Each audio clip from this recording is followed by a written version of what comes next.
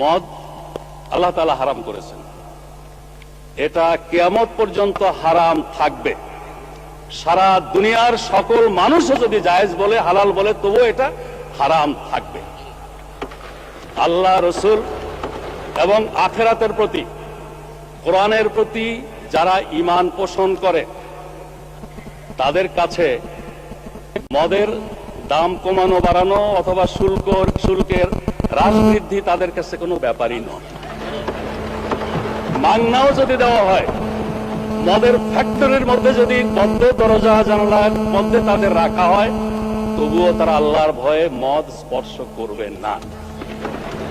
মানে স্পিকার, আমি তাদের উদ্দেশ্যে বলতে চাই, তারা যদি সত্যি এটা নিয়ে রাজনীতি না করতে চান, আন্তরিকভাবে মদ বন্ধ হোক এটা চান, তাহলে মদ বন্ধ তো ইসলামী অনুশাসন পুরোপুরি চালু ছাড়া হতে পারে না। ইসলামী রাষ্ট্র ব্যবস্থা, সমাজ ব্যবস্থা, শিক্ষা ব্যবস্থা চালু হওয়া ছাড়া হতে পারে না। অথচ ওনারা তো ইসলামী অনুশাসন কায়েমের আন্দোলনকে বলেন মৌলবাদ, বলেন সাম্প্রদায়িকতা, বলেন ধর্মান্ধতা। যতদিন তারা ইসলামী রাষ্ট্র ব্যবস্থা, সমাজ ব্যবস্থার আন্দোলনকে মৌলবাদ, সাম্প্রদায়িকতা, ধর্মান্ধতা বলা বন্ধ না করছেন, ততদিন মদের ব্যাপারে তাদের কোনো প্রশ্ন তোলার অধিকার নাই। মানে স্পিকার,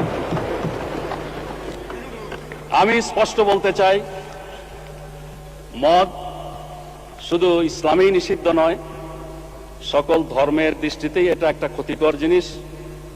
ধর্মকর্ম যারা মানে না তাদের দৃষ্টিতে এটা ক্ষতিকর জিনিস। কিন্তু শুধু আইন করে এটা বন্ধ করা সম্ভব নয়। 1920 সনে আমেরিকা কংগ্রেসের সিদ্ধান্তের ভিত্তিতে এবং সংখ্যাগরিষ্ঠ জনগণের ঐক্যমতের ভিত্তিতে মদ নিষিদ্ধ করেছিল। মদ থেকে তাদের জাতিকে দূরে রাখার জন্য কোটি কোটি পৃষ্ঠা বুকলেট, লিফলেট, হ্যান্ডবিল প্রচার করেছিল। তখনকার আপ টু ডেট, মানে স্পিকার, হলুদ বাতি জ্বালালে আমি থেমে যাই।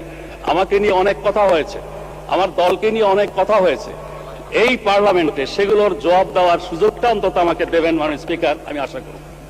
তাই বলছিলাম, আমেরিকাতে এভাবে মদ বন্ধের সিদ্ধান্ত নিয়েছিল 1920 সনে। 1933 আবার এই সিদ্ধান্ত প্রত্যাহার করতে হয়েছিল। এই সিদ্ধান্ত কার্যকর করতে গিয়ে 200 লোক নিহত হয়েছিল, 5 লক্ষাধিক লোককে কারাবন্দী করা হয়েছিল এবং লক্ষ কোটি কোটি ডলার জরিমানা করা হয়েছিল, সম্পত্তি বাজেয়াপ্ত করা হয়েছিল। তারপরে এটা বন্ধ হয়নি। মানে স্পিকার, এই ব্যাপারে আরেকটা পিকচার আমি আপনার সামনে আনতে চাই। 1400 বছর আগে জনাবে মুহাম্মদুর রাসূলুল্লাহ সাল্লাল্লাহু আলাইহি ওয়াসাল্লাম যখন ইসলামের দাওয়াত দিচ্ছিলেন, সেই যুগটাকে বলা হয় আইয়ামে জাহিলিয়া। তখনকার দিনে মানুষের মদের আসক্তি আরো অনেক বেশি ছিল। আরবি ভাষায় দেখেছি মদের নাম 200-এরও বেশি। তাদের কাব্য সাহিত্যে মদের বন্দনায় ভরপুর। সেখানে বাড়িতে বাড়িতে মদের মটকি ছিল। আমেরিকার মতো এরকম প্রচার মিডিয়া ছিল না মোটিভেশনের জন্য।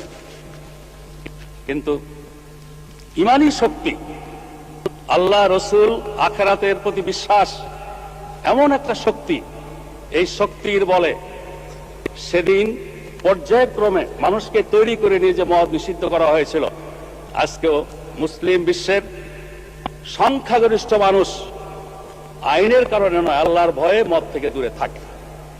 ঘটনাটি একটু আপনাকে বলি। মানে স্পিকার, ইমানের দাওয়াতের পর স্বাভাবিকভাবেই মানুষের মনে প্রশ্ন জাগলো, আমরা আল্লাহ, রসুল, আখিরাতে বিশ্বাসী, আল্লাহ এবং রসুলের হুকুম মানি, এই মদের ব্যাপারে আল্লাহ এবং রসুলের হুকুমটা কি? তারা প্রশ্ন করল। আল্লাহ বলছেন, ইয়াসআলুনাকা আনিল খামরি ওয়াল মাইসির কুল ফীহিমা ইসমুন কাবীর ওয়া মানাফিউ লিন-নাস ওয়া ইসমুহুমা আকবারু মিন নাফইহিমা। তোমাকে প্রশ্ন করে এরা মদ এবং জুয়া সম্পর্কে। বলে দাও হে মুহাম্মদ, এর মধ্যে সাংঘাতিক ক্ষতিকর দিক আছে, আবার কিছু কিছু উপকারিতাও আছে, তবে উপকারিতার পরিমাণটা অনেক বেশি। এটার ফলেই অনেকে অপকারিতার পরিমাণ অনেক বেশি, ক্ষতির পরিমাণ অনেক বেশি। এটার মধ্যে যে মেসেজ ছিল, বুদ্ধিমানেরা এটার ভিত্তিতে মদ ছাড়া শুরু করলো। সেকেন্ড স্টেজে এসে বলা হলো, লা তাকরাবুস সালাহ ওয়া আনতুম সুকারা, মদের নেশা থাকা অবস্থায় নামাজের কাছেও যেও না। নামাজ তো আগেই ফরজ হয়েছে, কিন্তু অতি বুদ্ধিমানেরা শুরু করলো কি, ফজর আর জোহরের মাঝখানে এমন একটা সময় সিলেক্ট করে যাতে জোহরের সময় আসার আগে নেশা কেটে যায়। একটা পর্যায়ের পরে একটা থার্ড স্টেজে এসে বলা হলো, ইন্নামাল খামরু ওয়াল মাইসিরু ওয়াল আনসাব ওয়াল আজলাম রিজসুম মিন আমালিশ শায়তান ফাসতানিবুহু লাআল্লাকুম তুফলিহুন। এই মদ, এই জুয়া, এই মূর্তি, এই পাশা খেলা, এগুলো শয়তানের কাজ। তোমরা এগুলো বর্জন করো, এগুলো থেকে বিরত হও, যাতে করে তোমরা সফল কাম হতে পারো। এই অ্যানাউন্সমেন্টের সাথে সাথে মদের পেয়ালা কারো মুখের কাছে ছিল, ফেলে দিয়েছে। কেউ খাওয়ার পরে মুখে আঙুল দিয়ে বমি করে দিয়েছে। বাড়িতে যেই সঞ্চয় ছিল এগুলো সব মটকি টটকি ভেঙে দিয়েছে, মদের স্রোত বয়ে গেছে। এরপরে আর এই মদকে আজ পর্যন্ত হালাল করার কোনো প্রয়োজন হয়নি। আওয়ামী লীগের বন্ধুরা যদি সত্যিই আন্তরিক হন মদের ব্যাপারে, তাহলে আসুন আমাদের সাথে ইসলামী রাষ্ট্র প্রতিষ্ঠার আন্দোলনে শরীক হন। ইসলামী সমাজ ব্যবস্থা, ইসলামী বিচার ব্যবস্থা, শরিয়া আইন কায়েমের আন্দোলনে শরীক হন। তাহলে এই কথা বলবেন, না হলে এই কথা দয়া করে বলবেন না।